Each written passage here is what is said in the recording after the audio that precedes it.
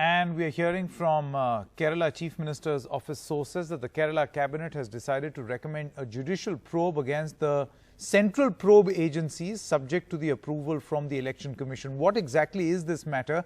Let's now quickly go across to Sneha Marikoshi. Sneha, just put this in perspective for us. What have you learned from the Kerala CMO sources and why is this decision being taken? Well, Sanket, this, of course, is the election season in Kerala, and there has been a lot of to and fro between the BJP-led centre and the Pinarayi Vijayan government, which is a CPM-led front here in Kerala. Now, in a special cabinet which met today, they have decided to recommend for a judicial probe against the central probe agencies, including the Enforcement Directorate. Now, what does this come at the backdrop of? These central probe agencies have been probing various cases of involving allegations of corruption, one being the gold smuggling case, to the dollar smuggling case. There are officials from the Chief Minister's office that have been probed in these particular matters.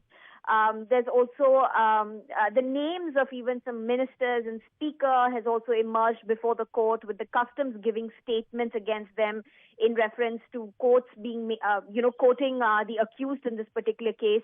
So the government maintaining that these are all attempts by the central probe agencies to please their political masters, which in this case the state refers to the BJP-led centre, and sees these as attempts to derail what the real issue is in terms of, one, the gold which was smuggled, or the dollars which was smuggled and involved the diplomatic channels. Now, even when Amit Shah was in Kerala for campaigning, he raised several questions against the Chief Minister involving these smuggling cases at a time when the Chief Minister was hitting out against these central probe agencies.